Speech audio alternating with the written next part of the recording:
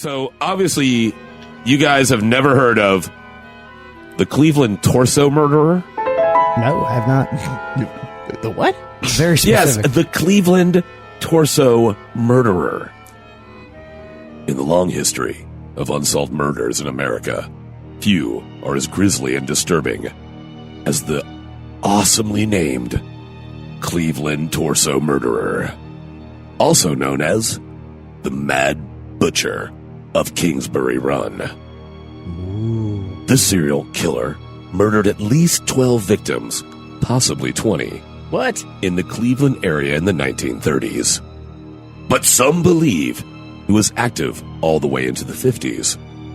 Kingsbury Run was on the east side of Cleveland and was known for being a virtual wasteland of overgrown weeds and trash that led to the Cuyahoga River.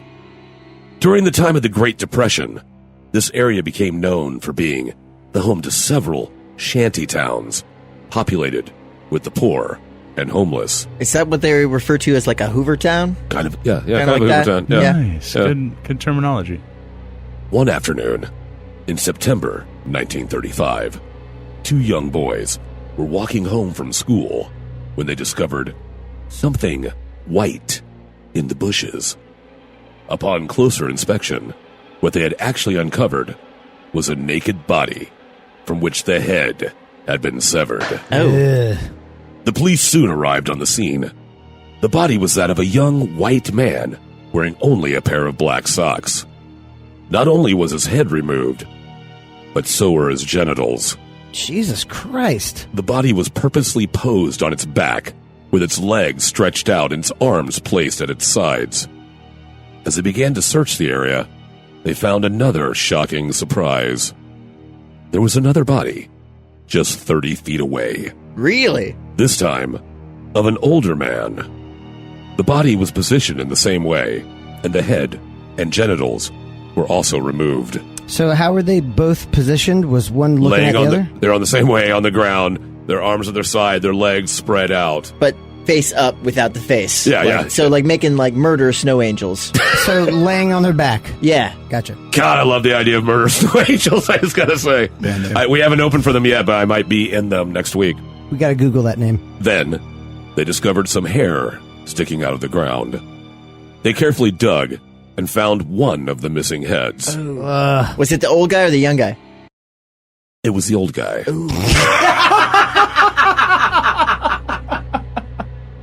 The other head was later found a short distance away, as were the severed genitals.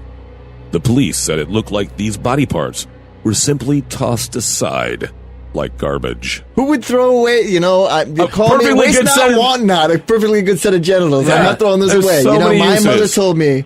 You can make like a broth. Yeah. You know, there's A just stock. so many different things. A stock, genital stock, What would a genital stock soup base be called? balls. Bouillabaisse? Bouillabaisse. Bouillabaisse?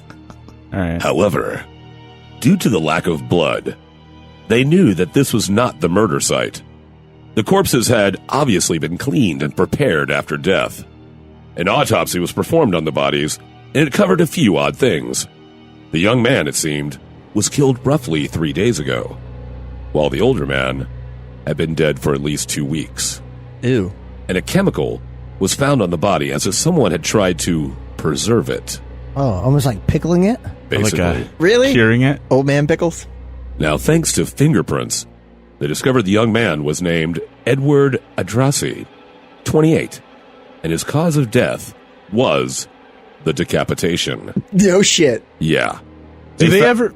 Go Sorry. ahead. Do they ever have your fingerprints on file if you are not somehow involved in like a police criminal case? Like, how do you just have your fingerprints on file as just a normal Joe? I remember being in school and the police showing up, and everyone had to do it. Yep. We all had to do You it. did it? Yeah. You cuck. Well, I didn't know. I'm like 7 years old, 8 years old, man. I didn't know. I was like, government nah. was trying to keep me down. I And ain't keep no an eye fucking on me. snitch. And I was in the Facebook back, one arms day, folded. they were listening to me and like, Arms folded, fucking hoodie on. Like, no, You're I'm like not a giving you my 7-year-old fucking fingerprints. Alex Jones Yeah. over there. No. I grew up under Reaganomics. Everything was like, different back then. When I was a kid, my mom loaded all the kids up in the van and drove us to the police station and said, "You got to be fingerprinted." We're like, "Why?" "So if you get kidnapped one day, they'll be able to find you." And I'm like, "You're really stifling my bank heist career." Right? I thought you were going to say, "You need to watch these motherfuckers." Yeah, that's exactly what I was thinking. It's like she just did that as a precaution. Yeah. It's like, no, we just got to get this out of the way. It was them.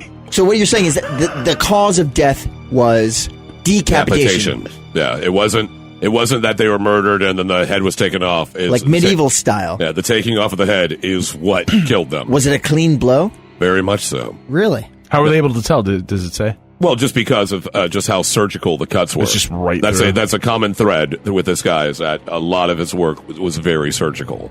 Okay.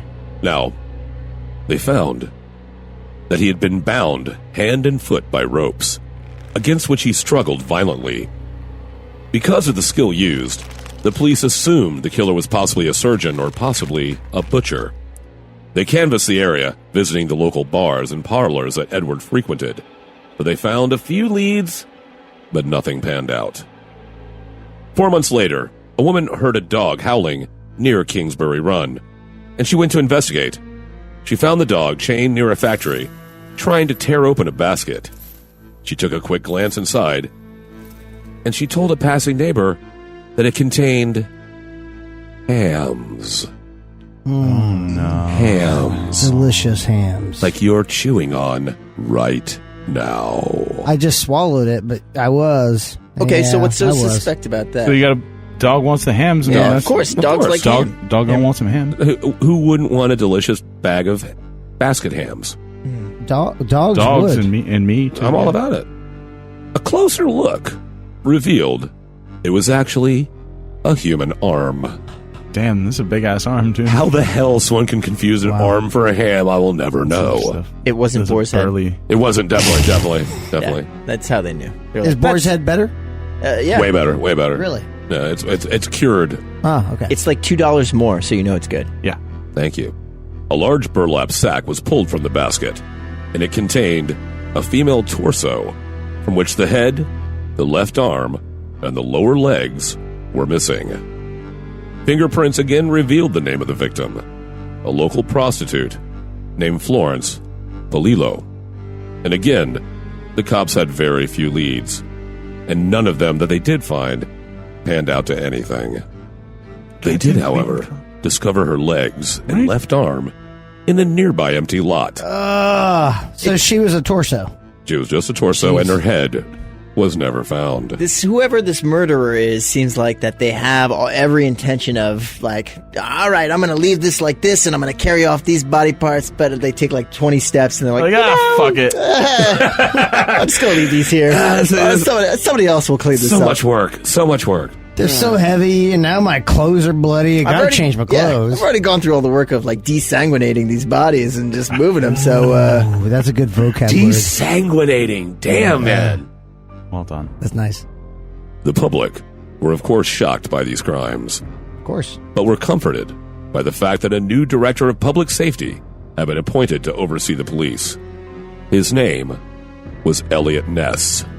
What? Elliot Ness of The Untouchables. Wait, was that Kevin Costner? It was Kevin Costner. Yeah. Yes, actually, even in real time, it was Kevin Costner. He appears in all timelines to all people. Similar to like a time cop situation. Yeah, he's like a Time Lord and a RoboCop combined. This was right before Waterworld, but after Field of Dreams. So what is Kevin Costner doing in the story? Eating ham. Kicking ass and taking names like he always does. Fucking cleaning up the ham shops of Cleveland. Even you could get through that. That was awesome. Back in the days of prohibition. I need to see your ham license. Get your hams up. Now, Elliot Ness was famous for cleaning up Chicago's gangsters, and the people felt that a case like this would be easy for him. It wasn't. A few months later, the killings began again. On June 22nd, which happens to be my birthday, two other boys were discovered. Jesus. Another head, wrapped this time in a pair of pants. The body was found a quarter mile away, but this time, there was blood at the site, meaning he was killed there. Oh, no. But once again, the decapitation was the cause of the death.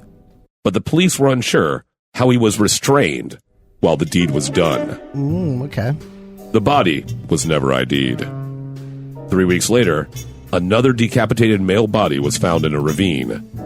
The head was found nearby, but still, the body was unable to be ID'd. Wait, they could identify all these other ones with fingerprints, but not these last two? They checked all the records. So of course, it's the 1930s, so things weren't as complete as they are now. So was this 1935 still? This is still in 35. Yeah, this is still 35. The killer struck again in 1936. The body of a man was found in Kingsbury Run. His genitals were removed, and the body was sliced in two. Completely, cleanly in two. Do you mean horizontally or vertically? Yeah, I was going to say hot dog or horizontally. Whoa. Horizontally. Okay. That's a hamburger. Yeah. Not far from the body was a hobo camp where vagrants and homeless people lived. But searches and questioning of the occupants yielded nothing. Months went by with no murder, but also no arrests. Then, in 1937, the butchered body of a young woman was found along the shore of Lake Erie. Is this like, victim 12 at this point? I think at this point it's 9 or 10. Okay. Then, another female body was discovered by a hiker. This time it appeared that the woman was killed last year and had never been discovered. But same kind of MO? Same MO. Then, the headless body of a young man was found floating in a river. Jesus Christ. Never identified. Still, no leads. Several months later, a leg was pulled out of the river. And 3 weeks after that, 2 burlap bags were found that contained more body parts. Oh, determined to be from a woman in her 20s. Some homeless guy is like, I pee in there! Oh, that is disgusting! And I bathed in there. Then, the killer went silent for more than a year. Then, in 1938, a torso of a woman was found in a dump along with the body of a man. The 12th victim was discovered, wrapped in a quilt, but still unidentified, and Elliot Ness still had no clue who the killer was. Out of frustration, Ness ordered a raid on the shantytown near the ravine. They arrested hundreds and burned down the shacks and shanties. The murders stopped. Whether it was coincidence or not, no one knows, but after he burned down the shantytown, the murder stopped. The police spent hours searching for the butcher's laboratory where the killings took place, but still to no avail. In January 1939, the Cleveland Press reprinted a letter that was sent from Los Angeles, allegedly from the butcher. It read, Chief of Police Manowitz, you can rest easy now, as I have come to sunny California for the winter. I felt bad operating on those people, but science must advance. Weird. I shall astound the medical profession. A man with only a DC. What did their lives mean in comparison to hundreds of sick and disease-twisted bodies? Just laboratory guinea pigs found on any public street. No one missed them when I failed. My last case was successful. I now know the feeling of Pasteur, Thoreau, and other pioneers. Right now I have a volunteer who will absolutely prove my theory. They call me mad and a butcher, but the truth will out. Signed, X. No head was found at the location. At one point, Ness felt like he had found the killer with the arrest of Frank Dozal. After hours of questioning, the man confessed to the crimes. Really? But later, the evidence they used to arrest him was found to be false. But it didn't stop Dozal from hanging himself in jail. The investigation, of course, continues on, but a true suspect has never been found. And by the way, it is notable that some draw a very close parallel to the Torso Killer and the murder of the Black Dahlia. Yes. That is true.